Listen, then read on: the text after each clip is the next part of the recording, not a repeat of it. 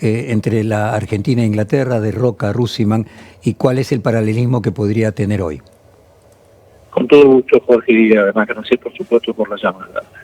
A ver, el pacto Roca-Runciman se hizo en la década del 30, en pleno gobierno de lo que se llamó el fraude patriótico. En aquella época las oligarquías no solo se ufanaban de hacer fraude, sino que además le agregaban el nombre de patriótico como para darle una justificación moral al significado de lo que implicaba dejar de lado la voluntad popular y de distorsionarla a través del fraude.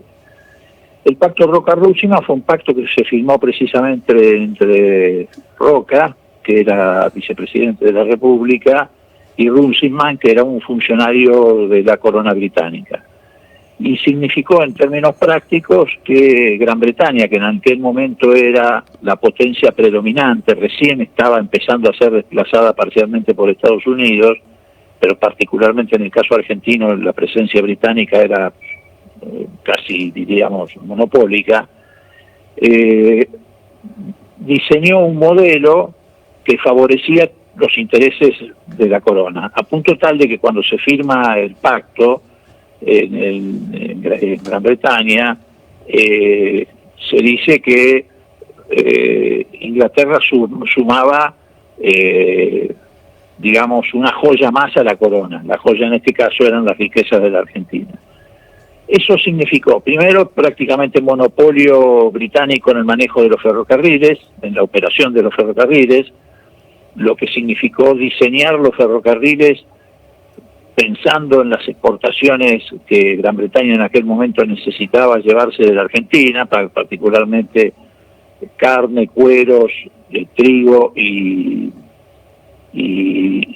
las exportaciones lanares.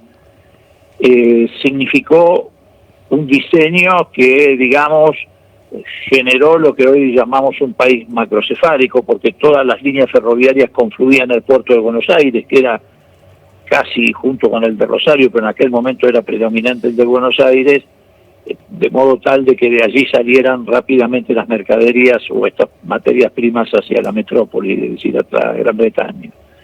Tenían entonces el monopolio del ferrocarril. Prácticamente todo el proceso de industrialización, por decirlo de alguna manera, o de conservación de las carnes, estuvo en manos de frigoríficos británicos. Había un par de frigoríficos ya de origen norteamericano, pero fundamentalmente eran frigoríficos británicos. Y en lo que es el transporte, en la ciudad de Buenos Aires, se llevó adelante la privatización que se puso también en manos de compañías británicas que se denominaban paradójicamente Compañía Argentina de Transporte, la CAT. Y además lo descubrió Lisandro de la Torre, que los frigoríficos británicos, que eran los que llevaban adelante las exportaciones de carne, hacían fraude al Estado argentino con una doble contabilidad. Fue una comisión investigadora que encabezó de la Torre la que descubrió este fenomenal fraude en contra de los intereses de los argentinos, porque al igual a lo que va a ocurrir con el RIGI, se llevaban el recurso, en aquel caso era la carne y los productos agropecuarios, en este caso será el litio, y será el gas o será el petróleo, pero fundamentalmente el litio, pero además se llevaban no solo los recursos, sino la renta de esos recursos, y se la llevaban por los beneficios impositivos que la Argentina le había otorgado, y además por fraude, como se está haciendo hoy con la minería en la Argentina, donde el control de lo que sale de las bocas de minas se deja directamente en manos de las compañías a través de una declaración jurada, no hay control efectivo del Estado. Y bueno, eso cómo terminó con el asesinato de Bordaberry. Cuando se descubre todo esto, este negociado en la Cámara de Senadores, bueno, de la Torre lo denuncia y es mandado a asesinar por un sicario de los conservadores que, bueno, erra el blanco y en vez de pegarle el tiro en el recinto, en pleno recinto, a de la Torre se lo termina pegando a Bordaberry, que era colega o compañero de ruta de Lisandro de la Torre. Pero ya que estamos hablando de historia, el caso más paradigmático, más típico de lo que va a ser el RIGI, el funcionamiento del RIGI, es la forestal en la zona del norte de Santa Fe y de Chaco. Es exactamente lo mismo que está ocurriendo hoy. Como de costumbre, todo arranca siempre con un empréstito que te pone de rodillas y te obliga a hacer concesiones. En el caso de la Forestal hubo un empréstito que tomó el gobierno de Santa Fe que no pudo pagar. Al no poderlo pagar, eso quedó en manos del acreedor. El acreedor, que era representante de una compañía inglesa, se queda con 2 millones de hectáreas del norte de Santa Fe y sur de Chaco, que era en aquel momento la reserva de tanino más importante del mundo, en una situación bastante similar a la que tenemos ahora con el litio, sumando Bolivia y Chile. Bueno, en aquel momento Santa Fe Norte y Chaco tenían la reserva más grande de tanino del mundo, el Quebracho. Eso se le da a una compañía que se denomina La Forestal, con grandes ventajas y beneficios como va a ser el RIGI en materia cambiaria, en materia tributaria. Pagaban más impuestos en Inglaterra que los que pagaban acá por extraer el material. Se apropian de esas 2 millones de hectáreas, se establece un régimen de pago a través de bonos que se le daban a los trabajadores que solo podían cambiar en los almacenes de ramos generales de la propia empresa.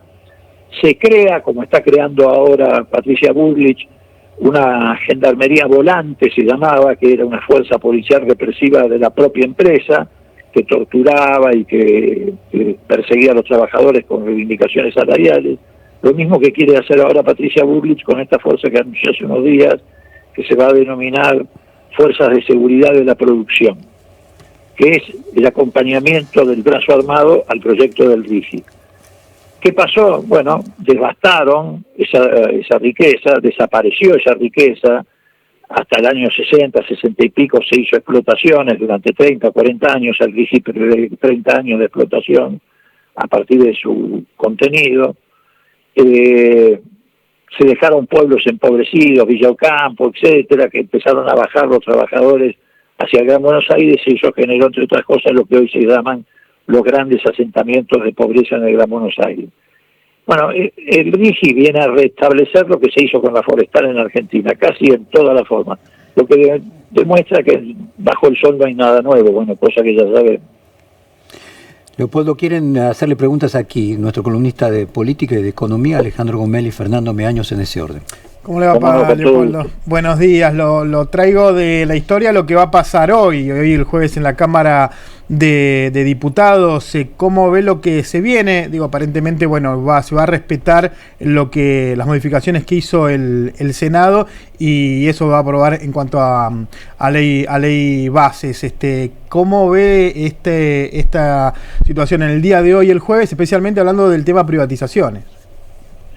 Bueno, yo creo que lo que va a ocurrir en las comisiones que se van a reunir hoy, que son 3, asuntos constitucionales, presupuesto y legislación general, en primer lugar va a haber una discusión bastante fuerte en torno a la constitucionalidad en términos de lo que es la formación de leyes.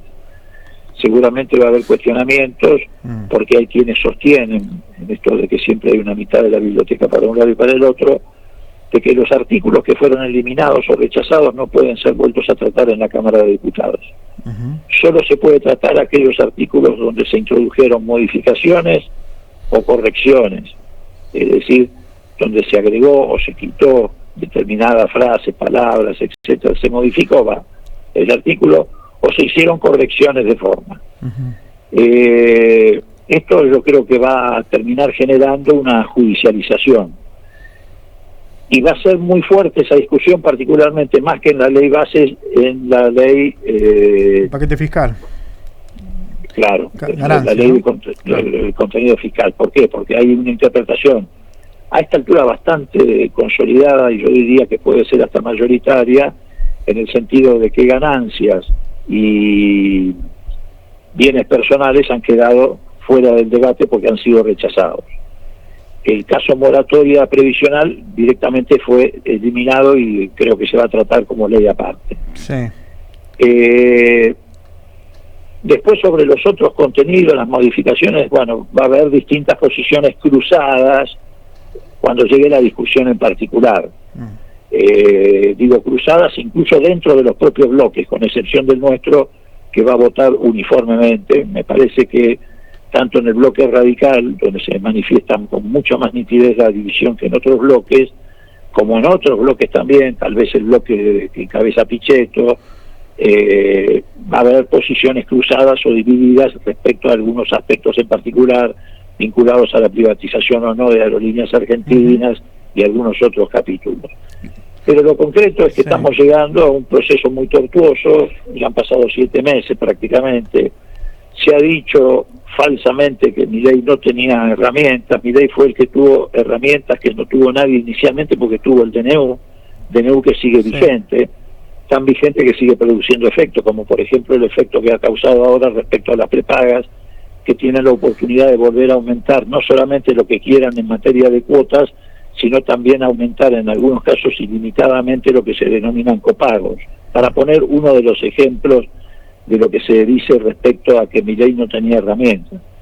Es un argumento además infantil, porque herramientas hay que darle a un gobierno. Ahora el problema es cuando uno ve cómo las usa. Yo le puedo dar una tenaza para que abra, qué sé yo, un candado de una tranquera para que entre un tractor a trabajar, o le puedo dar una tenaza para que le arranque el diente al compañero de laburo, digamos, tener las herramientas. Y además esta ley base, si se llega a aprobar, es una herramienta que nunca tuvo nadie, porque dentro de la ley base hay como 300 leyes juntas. Sí. Ahora, decía del DNU, digo, ahí en diputados quedó trabado, no hay número finalmente para hacer lo mismo que hizo el Senado, que rechazó el DNU. Hasta hoy no. Es de suponer, lo que pasa es que todo está en un plano muy volátil. Es de suponer que si se aprobara la ley base ya no tendría razón de ser el DNU, y por lo tanto el diputado habría que votar como se votó en el Senado y rechazarlo. Digo, es de suponer, ¿por qué? Porque otro de los problemas que se presentan aquí es que no solamente estamos frente a una zona difusa en términos de cómo se va a desarrollar este debate en términos de formación de leyes, que se va a rechazar, que no, que puede ser rechazado, etcétera, sino que estamos frente a un problema, si usted quiere, ético, que nunca vivió el Parlamento argentino. ¿Cuál es ese problema? Que es ético y además político, y además institucional. En los parlamentos se hacen acuerdos, y esto no tiene nada de malo, no es una palabra que deba ser estigmatizada. Cualquiera que necesita en cualquier parlamento del mundo mayorías, busca las mayorías a través de acuerdos políticos. Sí. Los acuerdos no hay que confundirlos con las dádivas, como fue el caso que sí ocurrió con la senadora Klexel, que cambió su voto por una embajada. Eso es una dádiva, y por eso está denunciada penalmente. Ahora, acuerdos políticos son absolutamente legítimos. ¿Qué pasó en el Senado? Franco, el jefe de gabinete, fue al Senado e hizo acuerdos políticos. Dijo, bueno, está bien, vamos a sacar a las líneas de las privatizaciones, a cambio de que ustedes nos voten ganancias, vamos a hacer tal cosa, tal otra. Hasta ahí todo fenómeno. El problema es que terminó la sesión en el Senado y el gobierno decidió no reconocer los acuerdos políticos, romper los acuerdos políticos. No hubo acuerdos, dijo Francos. Claro. Y entonces ahora, fíjese que incluso se da la situación de que los senadores radicales le piden a los diputados radicales que cumplan el acuerdo que el gobierno no quiere cumplir, que hizo con ellos.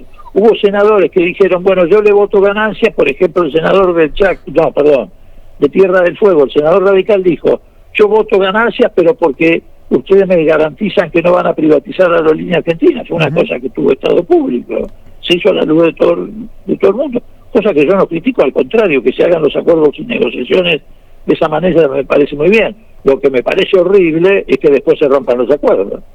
Clarísimo. Diputado, si partimos del comienzo de este proyecto, en aquella escena donde el gobierno mandó de vuelta a comisión la primera versión, y sobre todo si vemos los cambios que tuvo el texto y los acuerdos que se fueron generando, pasó en pocos meses también un largo camino. Algunos dicen que el gobierno algo fue aprendiendo en cuanto a esto, a negociar desde aquella vez que Milei dijo, el proyecto no se toca, lo aprueban como yo digo o me lo llevo.